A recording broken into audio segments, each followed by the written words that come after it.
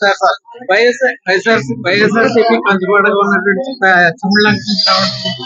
మీకు ఏమనిపిస్తుంది? మీరే చెప్తున్నారు కదా, కంచుకోటకి చిల్లులు పడ్డాయి. ఒకప్పుడు మాటది, నేటి మాట కాదు. ఇది అరాచక పాలనకి ప్రజలు అసహించుకుంటున్నారు. తిరుగుబాటు మొదలైంది, చైతన్యం మొదలైంది. రేపు వైసీపీ పార్టీ ఖాళీ అయిపోతా ఉంది. రేపు వచ్చే ఎన్నికల్లో వైసీపీ అడ్రస్లు గల్లంత అవబోతా ఉన్నాయి. War one side. అందులో ఏకపక్షంగానే రేపు ఎన్నికలు జరుగుతూ ఉన్నాయి. రోజు రోజుకి కూడా ప్రజల్లో ఆదరణ పెరుగుతూ ఉంది. దానికి సంకేతమే ఈ చేరికలు, ఈ ప్రజాస్పందన. నిన్న జగన్మోహన్ రెడ్డి గారి యొక్క రోడ్ షో అట్టర్ ఫ్లాప్. అది ఒక సాక్ష్యం. ఆయన అన్నిటికీ సాక్ష్యం అంటాడు. ఆ సాక్ష్యం రేపు రోడ్ షో అట్టర్ ఫ్లాప్. అంటే ప్రజల్లో ఈనాడు ఈ ప్రభుత్వం ఆదరాభిమానాలు కోల్పోయింది, ప్రజా విశ్వాసాన్ని కోల్పోయింది. రేపు ఎన్నికల్లో ప్రజలు ఈ ప్రభుత్వానికి, వైసీపీ పార్టీకి బుద్ధి చెప్పబోతా ఉన్నారు. జగన్మోహన్ రెడ్డి గారు ఇంటికి వెళ్ళిపోవడం ఖాయం. ఈ రోజు వాలంటీర్లతో పెద్ద గొప్పగా చెప్పుకునే ఈ వ్యక్తి ఈ రోజు వాలంటీర్లే వచ్చి మీ తెలుగుదేశంలో జాయిన్ అవుతున్నారు కదా, దీనిపై మీ అభిప్రాయం? దాన్ని బట్టి అర్థమవుతుంది వాలంటీర్లు ఏ విధంగా మోసం చేశారనేది. వాలంటీర్లు పాపం ఎంతో చదువుకున్న వాళ్ళు ఉంటే వాళ్ళని ఇంతకాలం అనేక రకాలుగా ఉపయోగించుకుని వారి చేత బలవంతంగా రాజీనామాలు చేయించడం, వారి భవిష్యత్తు కోసం కనీసం ఏ విధంగా భద్రత కల్పించకపోవడం, ఎప్పుడో 4 సంవత్సరాల నుంచి అదే ఆండోరింగ్ కింద 5,000 రూపాయలకి వారి చేత అనేక రకాలైన చాకరీ చేయించడం. వారు కూడా ఈ ప్రభుత్వం మొదట్లో చెప్పిన మాటలకి, జరుగుతున్న కార్యక్రమాలకి పొంతం లేదనేది గ్రహించారు. అందుకే వారు చదువుకున్న వాళ్ళు కూడా అనేక విషయాల మీద అవగాహన ఉన్న వాళ్ళు ఎవరేంటో తెలుసుకున్నారు. మళ్ళా రేపు ఈ ప్రభుత్వం కంటే రేపు చంద్రబాబు నాయుడు గారి ప్రభుత్వమే రావాలని కోరుకుంటే వారు తెలుగుదేశం పార్టీలోకి ఆకర్షితులై పార్టీలో చేరుతా ఉన్నారు. సార్, ఇప్పుడు మీకు ప్రత్యర్థి చల్ల జగ్గిరెడ్డి గురించి మీరు లాస్ట్ 15 ఏళ్ళ నుంచి చూస్తుంటారు. 15 ఏళ్ల క్రితం ఆయన ఉన్న ఆర్థిక పరిస్థితి ఏంటి, ఇప్పుడున్న ఆయన ఆర్థిక పరిస్థితి ఏంటి? ప్రజలు చెప్తున్నారు, ఈ రోజు ప్రజలు చెప్తున్నారు. మరి అవన్నీ ఏ విధంగా ఈనాడు అనేక రకాల మాఫియాలతోటి, కబ్జాలతోటి, ఏనాడు లేనటువంటి సంస్థలతోటి, వసూళ్లతోటి ఈనాడు ఏ విధంగా ఆనాడున్న పరిస్థితికి ఈనాడున్న ఆనాడు ఎన్నికల ముందు 2 ఎన్నికల ముందు 14లో 19లో అని చెప్పుకున్న మాటలు, ఈయన ఉన్నటువంటి ప్రస్తుత ఆర్థిక పరిస్థితి ప్రజలే చెప్పుకుంటూ ఉన్నారు.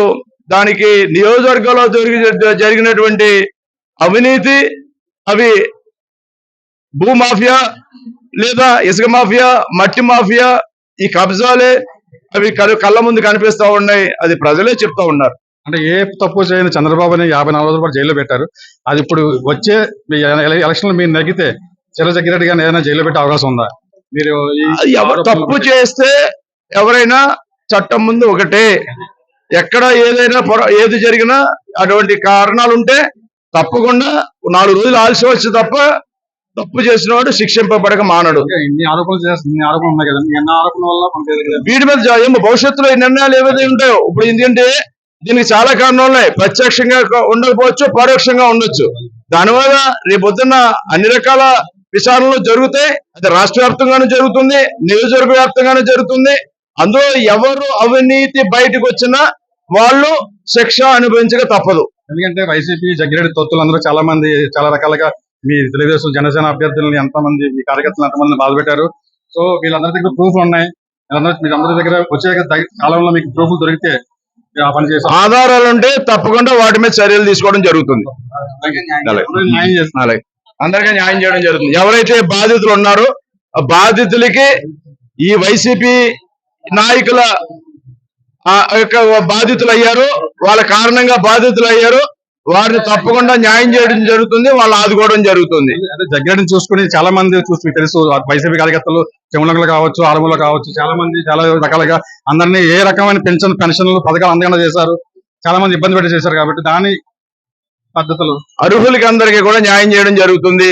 ఏదైతే తెలుగుదేశం పార్టీ సానుభూతి పరులనో, లేదా వీళ్ళ చెప్పిన మాట వింటలేదనో, లేదా వీళ్ళ పార్టీ కండవాళ్ళు వేయించుకోలేదనో చాలా మందిని ఇబ్బందులు పాలు చేయడం జరిగింది వ్యక్తిగత కారణాలతోటి. అటువంటి వారిని అందరినీ కూడా గుర్తించి ఎవరికి అన్యాయం జరిగిందో, అర్హులై ఉండి ప్రభుత్వ పథకాలు పొందలేకుండా ఉన్నారు, వారందరికీ కూడా రేపు వచ్చే ప్రభుత్వంలో తప్పకుండా న్యాయం చేయడం జరుగుతుంది. మోడీ గారు ఎకనామిక్ బ్యాక్వర్డ్ క్లాసెస్ 5% రిజర్వేషన్ ఇస్తే జగన్మోహన్ రెడ్డి అమలు పరుస్తుంది కాపులకి. చాలా మంది కాపులు మీ మీద ఆశపడి ఆధారపడి ఉన్నారు ఈ రోజు. దానికి మీరు ఇచ్చే సందేహం? అది గత మోడీ గారి ప్రభుత్వంలోనే చంద్రబాబు నాయుడు గారు కల్పించడం జరిగింది. ఇచ్చిన రిజర్వేషన్లు జగన్మోహన్ రెడ్డి వచ్చిన తర్వాత తొంగలో తొక్కడం జరిగింది. మళ్ళా రేపు ఎన్డీఏ ప్రభుత్వం రాష్ట్రంలోను కేంద్రంలోనూ వస్తా ఉంది. డబుల్ ఇంజిన్ సర్కార్ వస్తా ఉంది. ఈ రెండు ప్రభుత్వాలు కలిపి ఏదైతే గతంలో నిర్ణయం తీసుకున్నారో ఆ నిర్ణయాన్ని తిరిగి పునరుద్ధరించి కాపు సామాజిక వర్గానికి కూడా ఆనాడు ఏ అంశాల మీద అయితే రిజర్వేషన్ కల్పించడం జరిగిందో ఈబీసీ రిజర్వేషన్ కింద తప్పకుండా వాటిని పునరుద్ధరించడం జరుగుతుందని తెలియజేస్తా ఉన్నాను. మన కొత్తపేటలో కొత్త కళ రాకపోతుంది. వచ్చే ఎలక్షన్ లో మీరు అందరూ మీరు నగ్గి మన కాపులకి అందరూ మంచి చేస్తారు. ఎందుకంటే చిరంజీవి మీద ఉన్న ప్రేమ ఎంత ఉందో మన కాపులకి అందరికీ అదే ప్రేమ మీ మీద ఉంది అని మనకు అందరూ తెలియజేస్తుంటారు.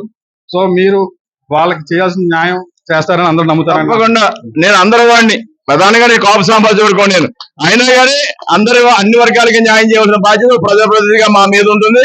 అందులో ఎక్కువ అభిమానించి నా గెలుపుకు సహకరించినటువంటి వారికి తప్పకుండా నేను న్యాయం చేయాలి. నాకున్న దురాభిమానం ఉండొచ్చు కానీ దురాభిమానం ఉండకూడదు. తప్పకుండా న్యాయం చేయడం జరుగుతుంది. ఎవరికి ఏ అవసరాలు ఉన్నాయో అన్ని కూడా తీర్చడం జరుగుతుంది. Thank you sir. నమస్కారం.